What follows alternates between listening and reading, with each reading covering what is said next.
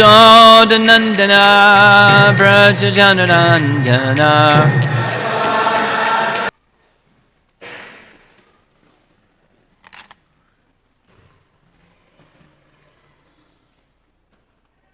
Do we have some new people here, new to Krishna consciousness? New people? You two ladies in the back, are you veterans or you're kind of new here or kind of new? Like first time? First time. Whoa. Welcome.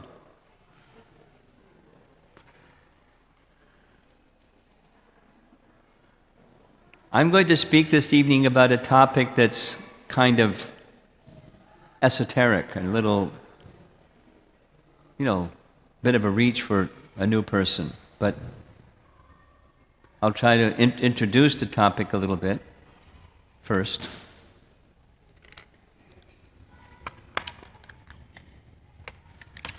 Let me ask you two ladies. Is God male or female or both? Not transgender, but male or female or both? Answer. Well, another question. The sun is energetic, and the sunshine is the energy of the sun. And do you ever find a sun without sunshine? No. Do you ever find sunshine without the sun? No. God, the conception of our ancient literature here from the Vedas, teaches us that God is both energetic, like the sun, and energy, as the shine of the sun, sunshine. So as you see on the altar, there's a male form, and to his left or to our right is a female form. And so God has both, energy and energetic, or male and female, in two forms, but one entity. Two forms, but just like there's sunshine and sun, you can't say the sunshine is the source of everything, the source of all light. It's light from the sun.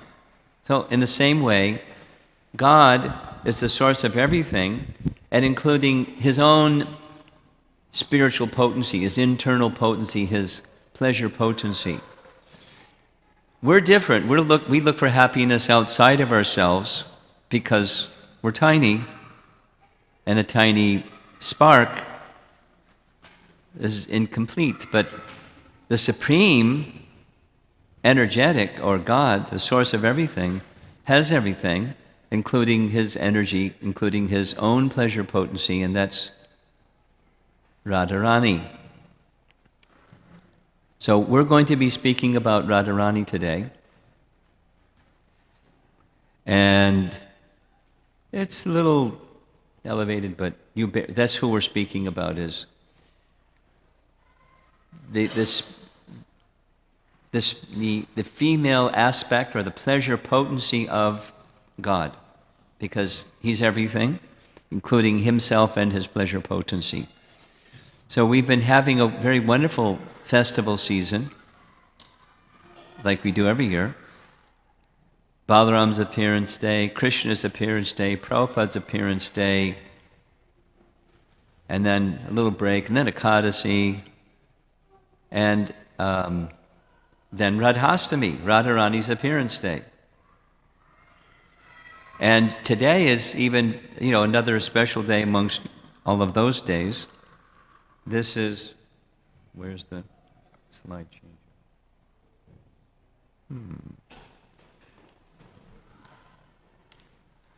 Today is the appearance day of Lalita. This is a nice painting of Srimati Radharani, whose appearance day is Tuesday in our Vaishnav calendar, lunar calendar. Here's a nice painting of Radharani, and Radharani is depicted here. You know it's Radharani because she has a crown. And next to her, in a sari that is decorated like a peacock or peacock feathers, is Lalita. Those of you that have been to Mayapur, we're going to, at the end, show some photos of the deities in Mayapur. And there's Radha, and there's Krishna or Madhava, and on either side, the 8 Sakhis or 8 gopis, the principal associates of Radha, who are all engaged in serving Radha in her exchanges of love with Krishna. And amongst those most intimate associates of Radha is the most intimate of the 8, is Lalita. And today is her appearance day. And there's many things to say about her, but I want to cover 4 things, and this is one of the 4 things, just something about Lalita, because it's her appearance day. It's her birthday, so we want to speak about Lalita. She has a certain mood, and the Sanskrit is Khandita, Khandita. Khandita means she's fiery. She is Radharani's protectress. She loves Radha. There is one thing in Lalita's mind, and that's Radha. She's the intimate servant, most intimate servant of Radha. And that Radha's the one thing on her mind. And if something happens that seems to be disturbing to Radha, her Khandita, fiery spirit comes out. And she can say anything to anybody at any time to protect Radha, including she can say really intense things to Krishna. And without a blink. Get out of here. And things like that.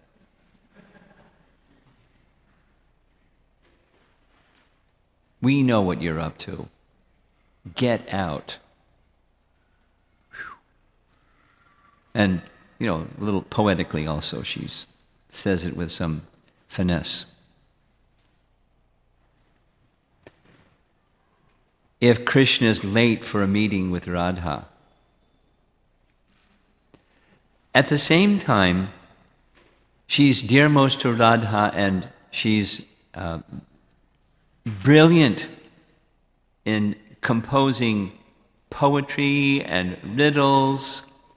She's really good at debate. She's really good at making special flower ornaments for Radha and Krishna. She has her delicate side. She has her fiery side. There's one thing in her mind, Radharani.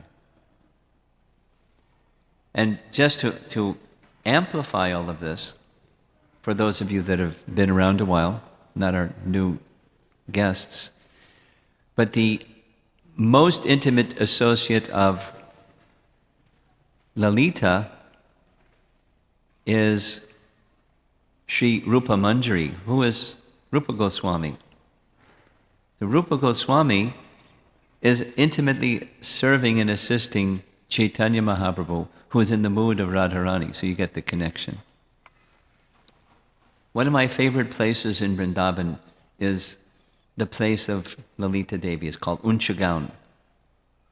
I didn't show any images, but please, when you go to Vrindavan, may you all one day go to Vrindavan, many times go to Vrindavan. And when you go to Vrindavan, for sure, you'll go to Govardhan Hill, and almost for sure you'll go to Nandagram, where Krishna stayed with Nanda Maharaj, and almost for sure we'll see an image of where Radharani lived in Barsana. When you go to Barsana, go to the principal places of the gopis, and one of the most wonderful of them is the place of Lalita, Unchagaon. Please go. Whoever's guiding you, ask them. Maybe you may not remember Unchagaon, but you remember Lalita. Can you take us to Lalita's place? your heart will melt. You feel the specialness of that place. I'm sure. So this is Lalita's appearance day. And 2 days from now is Radharani's appearance day. Here's a very beautiful painting where Krishna and Balaram are returning with the cowherd boys. And Krishna is casting his sidelong glance upon the young gopis. And there they are, lovingly approaching him in, of course, different moods. And Radharani is with the crown here. And the others are her dear assistants, intimately greeting Krishna with their eyes because they have such loving affection for him, headed by Srimati Radharani. Srimati Radharani is always by Krishna's side, or his spiritual counterpart. And in the pastimes of Krishna, there's a pastime where he never leaves Vrindavan, but he left Vrindavan, or at least it appeared that he left Vrindavan to go to the city, to go to Mathura, and to defeat Kamsa and perform other pastimes. So when Krishna was in Mathura, he had a very confidential associate named Uddhava. That's Uddhava. Uddhava was so much like Krishna that he even looked like Krishna. His complexion was like Krishna. He dressed in dhoti like Krishna. His smile was like, he wasn't Krishna, but he even looked like Krishna, and his mood was so much Krishna devotion, Krishna bhakti. So Krishna sent Uddhava to Vrindavan with a letter for the gopis, because he knew that the gopis were very, very, very much feeling separation from Krishna. So he sent a messenger, Uddhava, to pacify the hearts of the gopis. And there we see him reading the letter from Krishna to the gopis, and here's Radharani, and she's in a mood of madness, transcendental madness, of feelings of separation from Krishna. And she starts this very famous section of Srimad Bhagavatam where she's scolding a bumblebee. And you'll see the bumblebee. See the bumblebee? And she talks to the bumblebee as if the bumblebee was Uddhava. So I'm going to read just a little portion of this wonderful section, and it's in 2 parts. She scolds the bumblebee. You're the unreliable servant of an unreliable master. Get out. Kind of a mood. Very, very scolding. Just some portions. Bumblebee, you are accustomed to drinking honey from flower to flower, and therefore you preferred to be a messenger of Krishna, who is of the same nature as you. Uddhava, you have come here carrying a message for me, anxious to touch my feet, but, my dear bumblebee, let me warn you, don't touch me. I don't want any messages from your unreliable master. You are the unreliable servant of an unreliable master.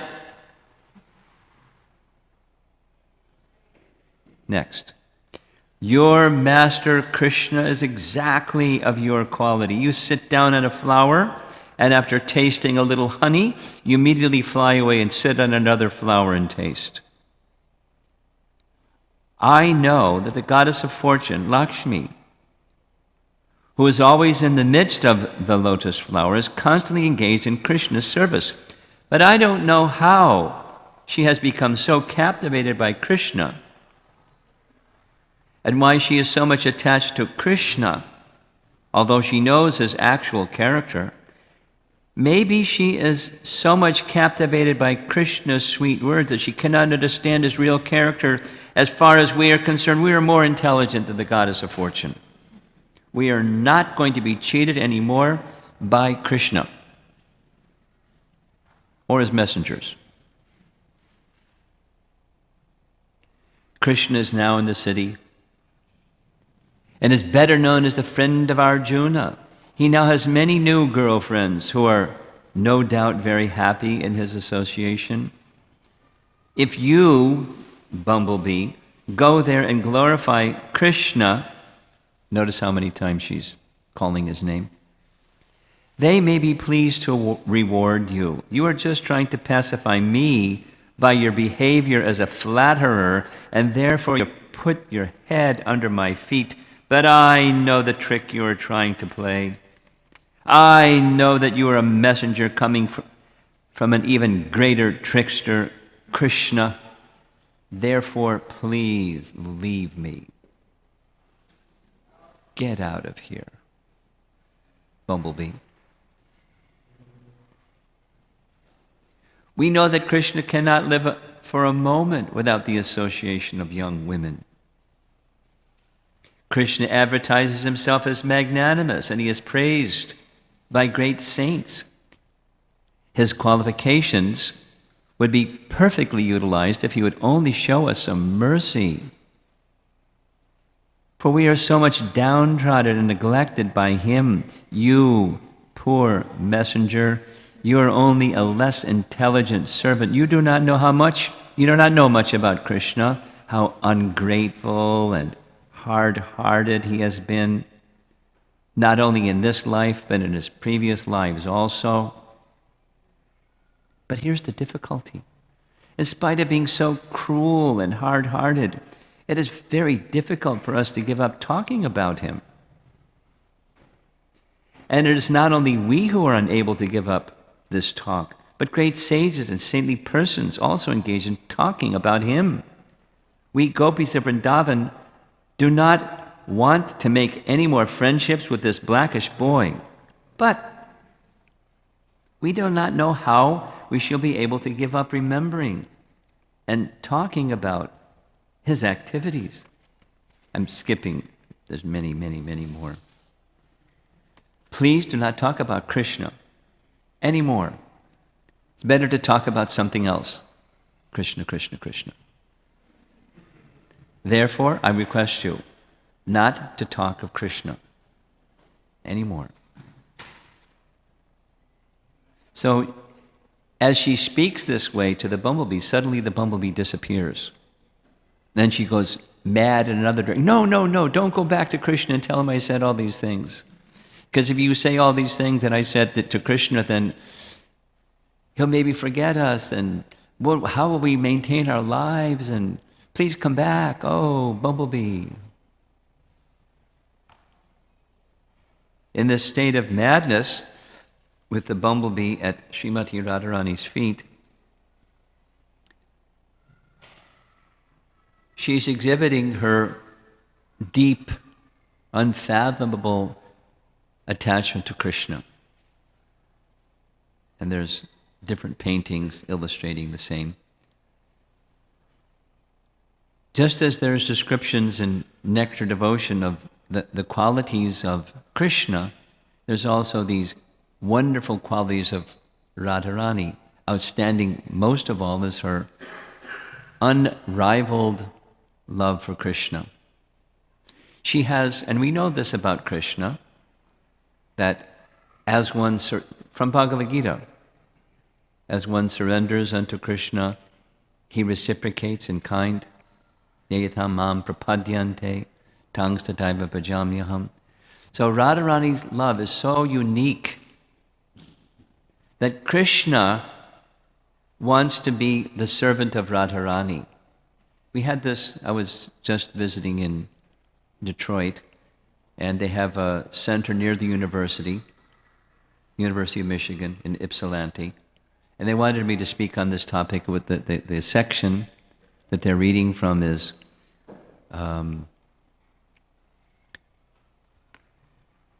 when Lord Narayana goes to the gates of Vaikuntha after the gatekeepers, Jai and Vijay, offend the Kumaras, and he comes out and apologizes to the Kumaras and says, "You, my dear devotees, are more dear to me than myself. In fact, people praise my lotus feet, but my lotus feet have become special because of you.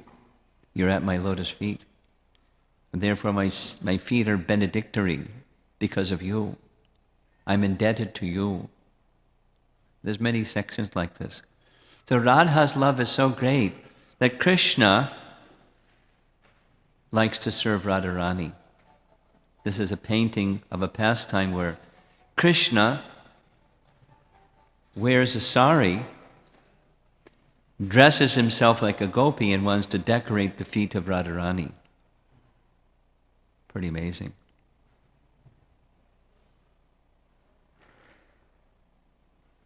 This is the family tree. Radharani had a brother, Sridham, and a sister, Ananga Manjari, and there's her mother's name, Kirtida, and her father's name in the family line over here. The family of her father, and her grandmother, grandfather, Sukada. Some of you know Sukada. She used to live in Chicago, but she moved to Houston. Now she's paying for it. It's flooded everywhere in Houston. Anyway. And grandmother Mukhara. The place of Srimati Radharani is Barsana, and just to see the majesty of Barsana, it's so amazing, it's breathtaking. And Barsana rests on one of 4 hills. And the 4 hills it's a service that Lord Brahma renders. When Lord Brahma knew that Krishna was going to appear, he requested some service, but he wanted to be in a humble mood of service. So Krishna agreed that he could be, and his heads could be the resting place of Srimati Radharani. So there's 4 hills. The palace of Radha is one, and here's 2 others. Sankari Kaur is this one. More Kutir. This is a place where, More Kutir means a place where peacocks would go, and I'll describe that pastime in just a moment. And over here is another one of the hills. And in between the 2, you'll see in a moment, there's a gully where there's a passageway between. This is one of the principal gopis' villages, and then the marketplace is down the hill. So up on this hill is a place where there's a wonderful pastime of Krishna that would occur during Krishna's manifest pastimes. And some years ago, several decades ago, there was one very elderly Brahmana, Vaishnav, that performed austerities. He was blind, but he very much wanted to see the pastime of Krishna and Radha performing a pastime of taking the form of peacock and peahen and dancing. So he prayed and meditated, and Radha and Krishna showed their form and said, but on one condition, you have to make a painting to depict to others what this pastime looks like. And he said, but I'm blind. How can I paint a painting? How can I see you? Don't worry. If you can see us, you can paint a painting. We'll make the arrangement. So there wasn't an art store somewhere to go and get some brushes and some paints, but he managed to make this painting. This is the painting in the top of that hill of Krishna was by the side of Radha, and she was desiring to see, as the peacocks were dancing, to see Krishna dance like a peacock. So Krishna began dancing like a peacock. Radha began dancing like a peahen. And they performed this wonderful pastime together. And elderly blind Vaishnava made a painting of the pastime that Krishna revealed to him at the top of this hill. Now, to get to that top of that hill, there's this gully. This is what the gully looks like. Very narrow passageway, very slippery. And if you're an older person, it may not even make it across this stretch. But the marketplace, after the milking of the cows, the milk was taken to the marketplace, and the gopis would try to pass with their butter pots on their heads, and Krishna would demand a tax. He wouldn't let them pass unless they gave some portion of their milk products. And if they declined, which they always did, then Krishna would sometimes break the butter pots, and the butter would go all over the floor, all over the earth. There's a long pastime which time doesn't permit to narrate. It takes about a half an hour to do it properly, and we don't have the time. But it's a taxing pastime that in different places in Vrindavan, Krishna would do this pastime. He would challenge the gopis. I'm the prince, the son of Nanda Maharaj, and you must pay a tax. You're cheating. All Vaishyas have to give a tax to the king, and you're not paying a tax. I demand the tax. And they, of course, wouldn't give it, and there'd be some exchange between the gopis and Krishna at Sankati Kaur. And continuing, going up that, one of the 4 hills that make Barsana, at the top of one of them is Radha Dan Bihari. There's the deities in the top of this little temple, and it commemorates a pastime. Dan Bihari was a situation where there was a Brahmana who had a few daughters, and he had no way of financing giving a dowry for the marriage of his daughters, and he came with this bright idea. Nanda Maharaj is very wealthy, and his son is very dear to his father, so if I approach his son, maybe his son will give in charity, and then I can give a dowry for one of my daughters to get married. So the Brahmin approached Krishna. Can you give some donation to a poor Brahmana? And he said, well, I'm just a small boy, I really don't have anything, but there's one thing that's really valuable, and that's Radharani, so I'll give Radharani to you.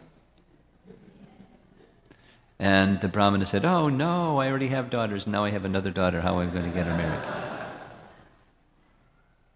So Krishna said, all right, let's do this. Right near this Dan Bihari temple, there's a scale, and what we'll do is Radha can sit on one side of the scale, and over on the other side of the scale, all of her friends can place all their gold and jewels and ornaments equal in the weight to Radha, and you can take the ornaments and jewels and I'll take Radha back. So the Brahmana was very happy, Radharani and the gopis were very happy, and Krishna was very happy. This pastime took place at Barsana by the Dan Bihari Mandir.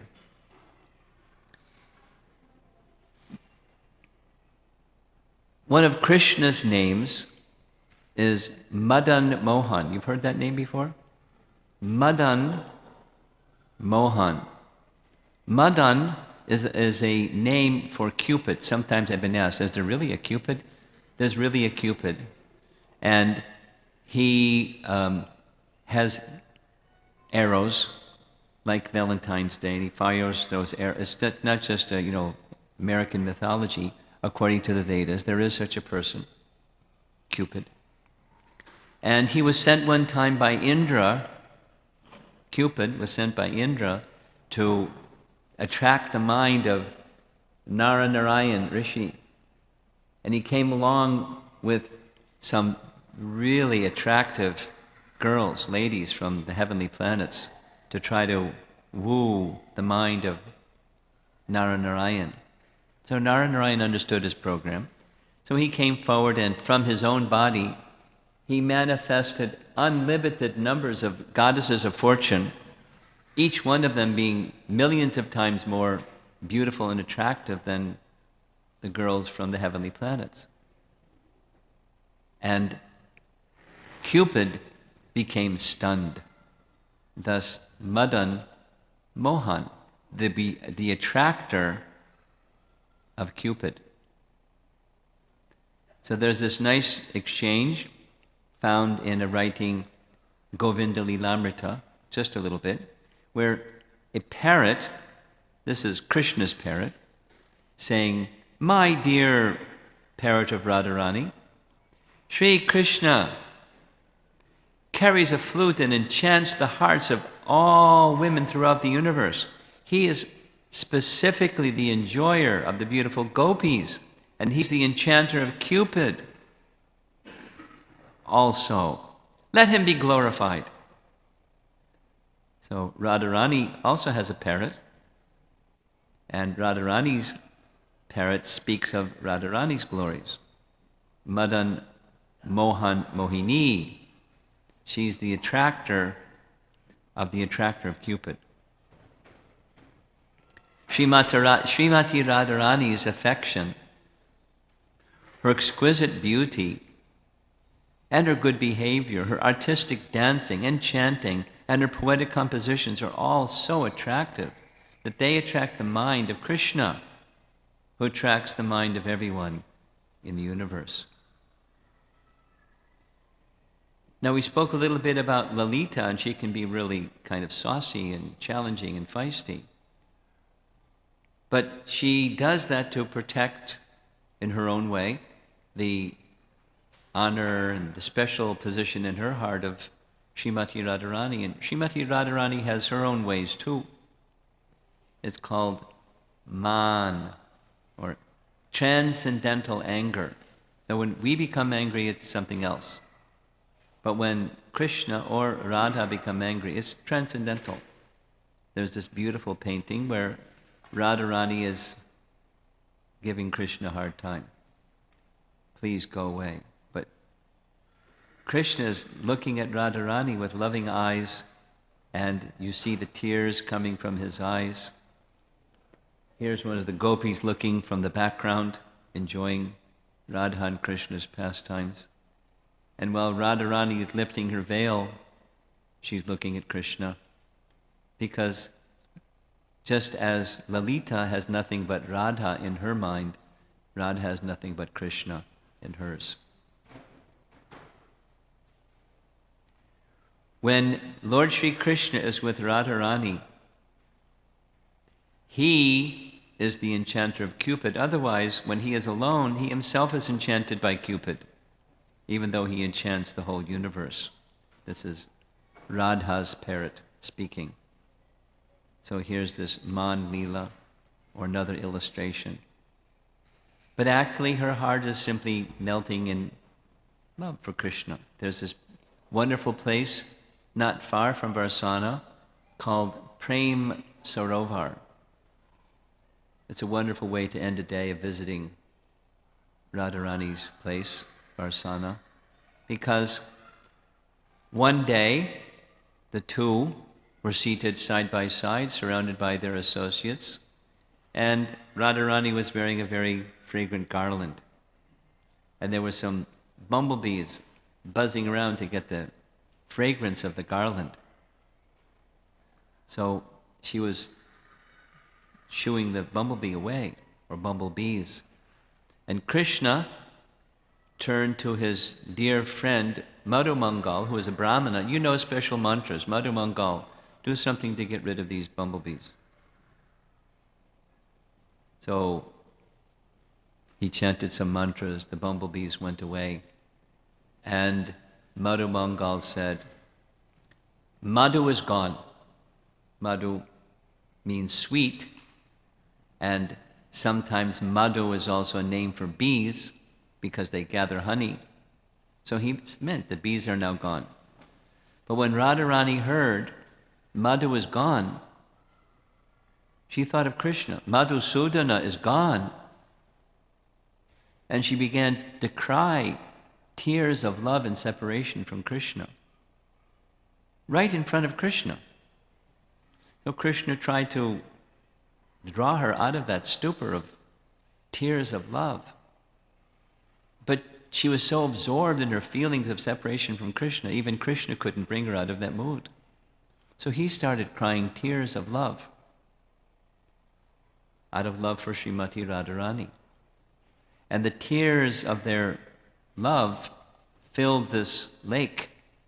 It then became known as Prem Sarovar, the lake of the love of Radha and Krishna. Now there's so many nice things to say.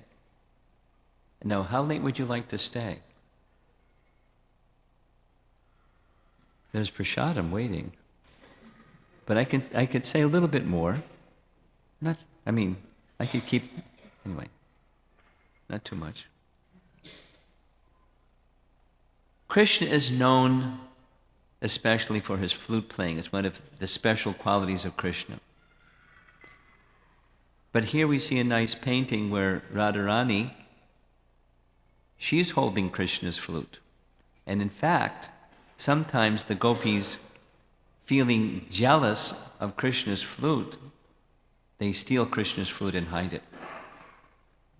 And so Krishna is feeling separation from his flute, and he's pleading with them, please give me back my flute. And pastime of love.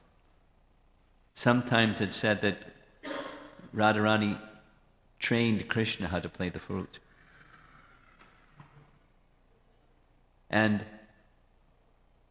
Krishna dances when Radha plays upon Krishna's flute. And sometimes in separation from Krishna, to remember more deeply feelings of connection with Krishna when she's feeling separation from Krishna, she plays upon a flute. And of course, who is this? Lalita. And over here? Vishaka. And there's the parrots of Srimati Radharani, delivering her messages wherever she wishes. And by the side of Govardhan Hill, Krishna would play upon his flute. So even when Radha was apart from Krishna, she had many artistic abilities, but her only thing she would paint is paintings of Krishna, that you see in this nice illustration. And even when her gopi assistants are decorating her and fanning her and playing music, she is simply interested in one thing, Krishna. A very famous place, I'm going quickly, but a very famous place in Vrindavan. What's the name of this place? Kusum Sarovar. Kusum Sarovar. Kusum has to do with a particular kind of flower that grows from the lake, Kusum Sarovar.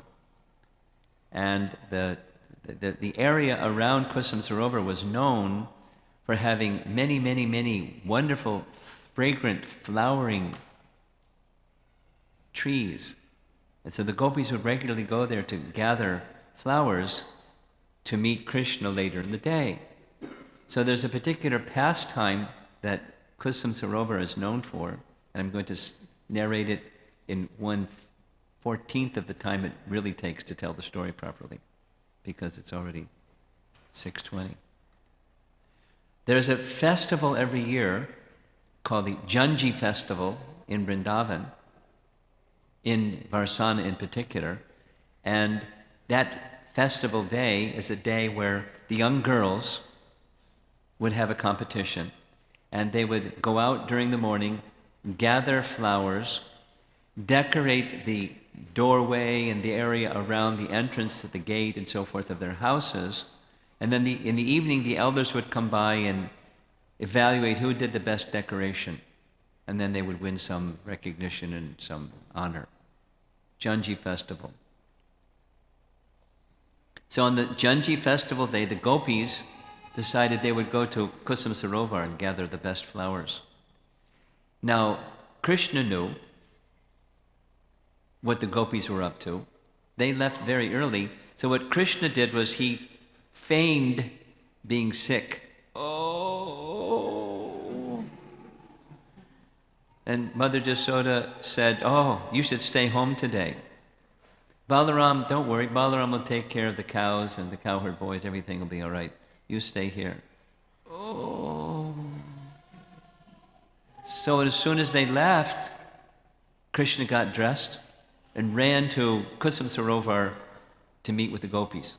But he first wore a costume.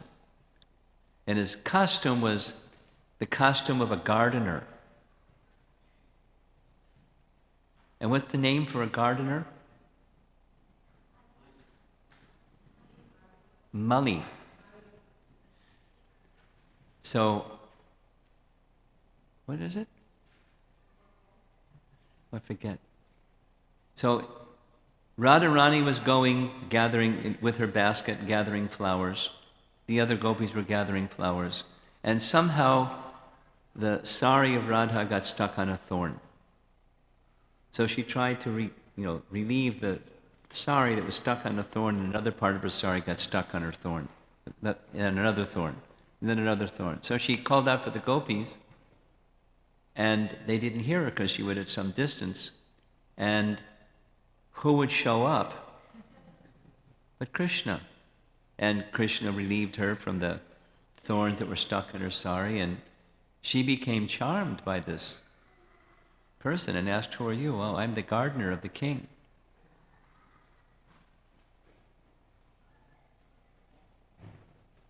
And he used a term that says he's the gardener of the king, and I can't remember it. Vanamali.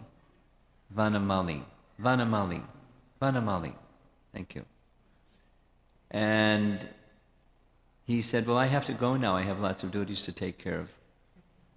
And so Radharani was in a daze, having seen Krishna, although he identified himself as Vanamali. And then when she went back to the girlfriends, they said, well, Radharani, what happened?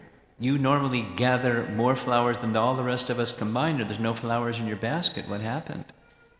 She said, oh, my sari got stuck, and the gardener came along, Vanamali, and I didn't gather any flowers. But my mind is just drawn to Vanamali. I wish to see him again. And she said, but don't worry. We have extra flowers we can give. It's Janji. We have to go back and decorate our homes and the doorway.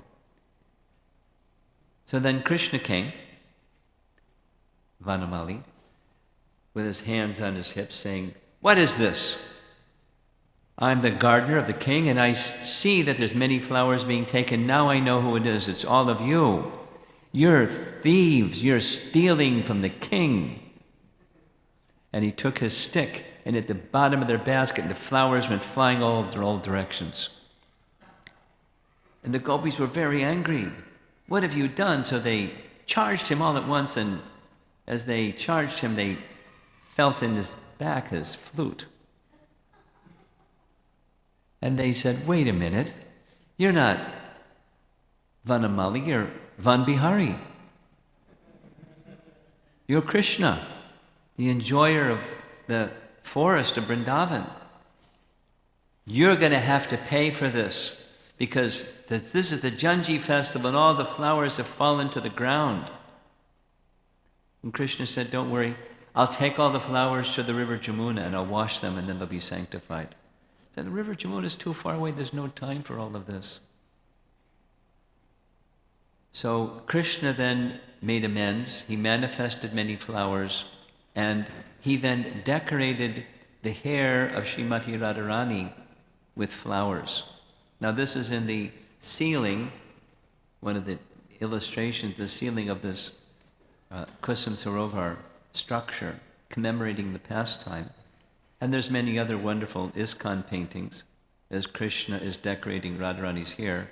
She's not interested in her hair, she's interested in the image that's in her mirror. And that's Krishna.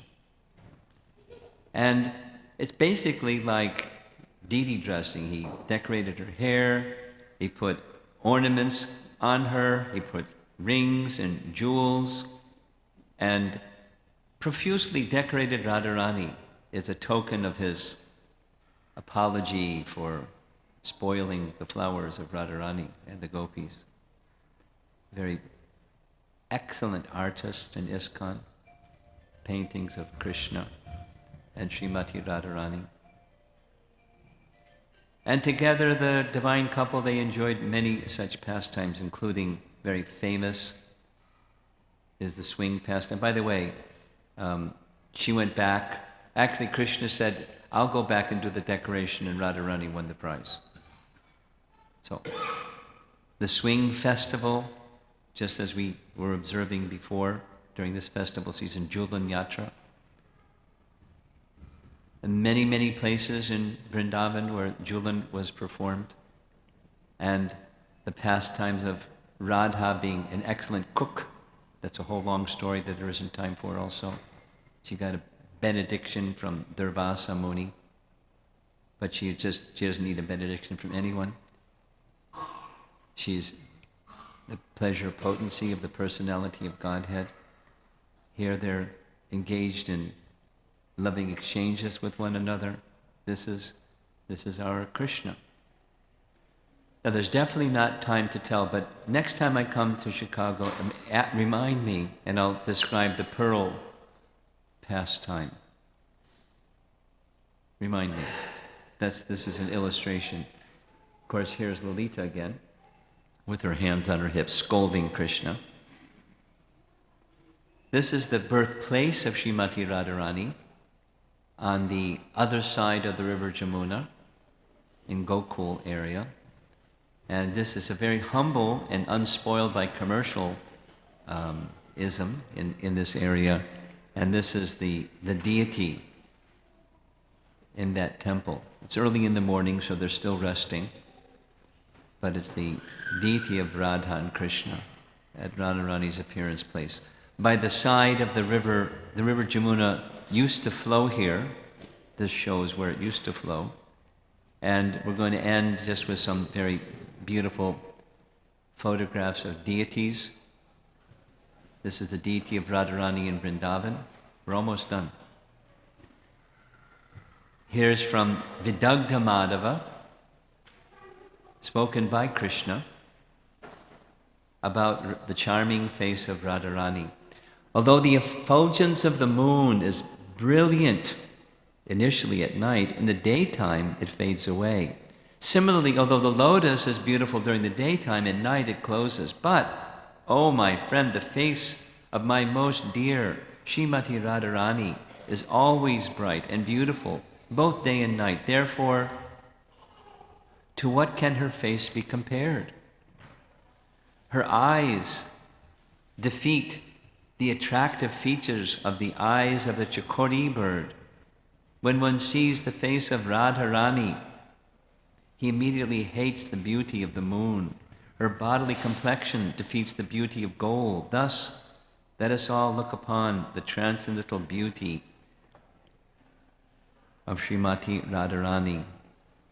This is Rupa Goswami in some prayers to Radharani. This is Radharani in Mayapur. This is Radharani in Vrindavan. A close-up picture of the same. A close-up picture of, again, Radharani in Vrindavan. Radharani in Mayapur and Radha Madhava in Mayapur. A close-up of Srimati Radharani in Mayapur. Just deity photos, seeing the exquisite beauty of the deity form in Vrindavan on Radhastami Day last year. So please come on Tuesday and you'll hear many other glorifications of the beloved consort of Krishna, Srimati Radharani. I want to do two more things and we're done. One of them was mentioned already by Yashodanandana, and many of you know we just had our I'm pointing upstairs. We had our GBC, North American GBC meeting this past week, and one of the topics was ISKCON Connection, not ISKCON Connect, ISKCON Connection. It's a program for worldwide identifying who our members are. And because of time, I'm not going to elaborate, but outside in the lobby, there's multiple computers, and many of you have your own little handheld device, and you can do it while you're standing in line to go take prasadam. ISKCONconnection.org, ISKCONconnection.org, ISKCONconnection.org, and you can sign up and become recognized as a member. There's a statement that says, it's very simple, I like Bhagavad Gita, and I like Prabhupada's rendering of Bhagavad Gita and the devotion to Krishna that he has taught. I want to be counted as a member of ISKCON. It doesn't entitle me to any rights, but I wish to be in service to ISKCON. Something like that. So, I personally made a pledge that between now and December 31st, I would encourage persons to do this, and 1,000 people would sign up. So, maybe 100 people can sign up here. When I was in Detroit, 100 people signed up. It wasn't even a Sunday program. So, you don't have to do this, but I'm encouraging you to do this. They'll send you a little newsletter once a week saying these are things that are going on in the world of ISKCON.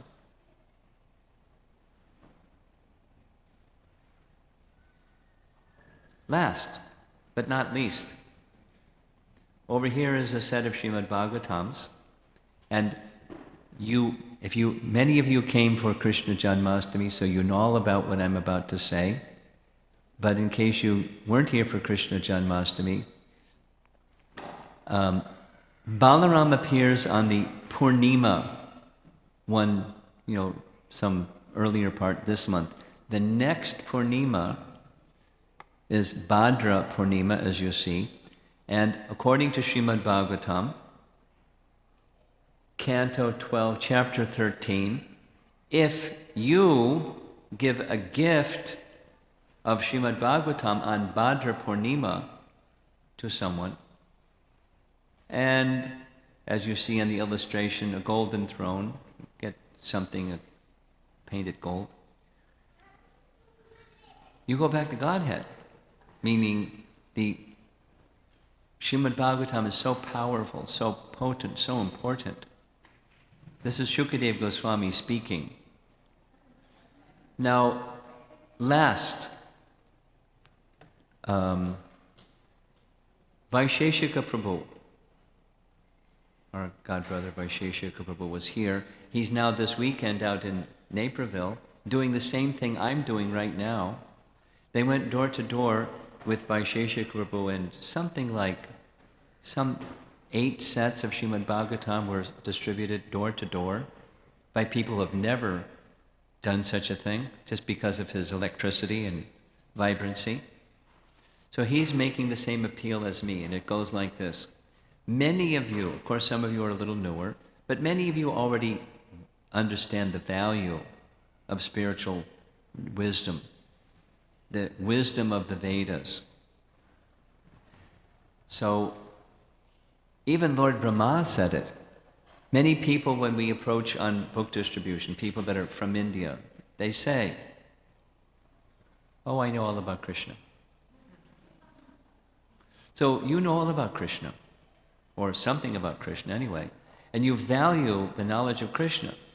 According to the intention of our founder Acharya, knowledge of Krishna will help check the imbalance of values in society in general. It's the first purpose of ISKCON. So get on board with helping check the imbalance of values in society in the world by giving this wisdom to other people. There's a program that Vaisheshika Prabhu's team has developed called gomatsya.com, and It's meant simply worldwide to promote the Vedas and giving the knowledge of the Vedas to others. So you're being encouraged to participate, become a member of this wonderful effort to counteract the imbalance of values in the society in general. Not only take a Srimad Bhagavatam and place it in your home, but be a participant in distributing this knowledge and preserving this knowledge in culture. It's not just meant for, the brahmacharis wearing saffron to do that. It's meant for all of you to do that. You're being invited to participate. So we have a commitment for the temple to, between now and Bhadra Purnima and on Bhadra Purnima day, to have you all distribute 25 sets of Srimad Bhagavatam, so far 60 since Janmashtami day.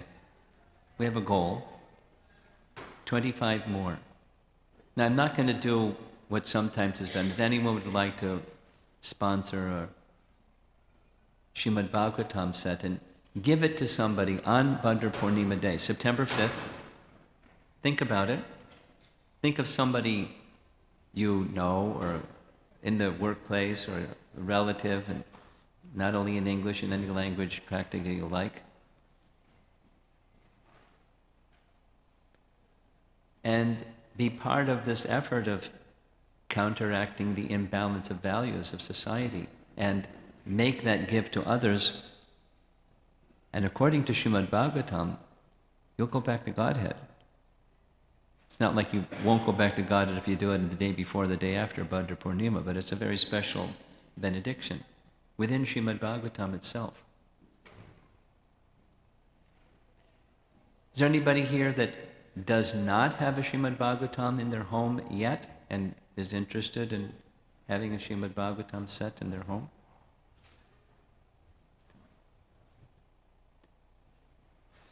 Very nice. Outside, there's some devotees that will help you with that interest. And if there's somebody that you know that you would like to receive a Srimad Bhagavatam set, please see those devotees in the lobby and they'll help you. Just put it in a box and ship it to your friend on the 8th of September, 5th of September, excuse me. Or whatever you like. Go to their door and install it in their home, or whatever you like. Help the mission of preserving and propagating this message of the Vedas. The most outstanding of the message of the Vedas is the Srimad Bhagavatam. Okay, I'm done. Time for prasadam. Thank you very much, Srila Prabhupada Ki.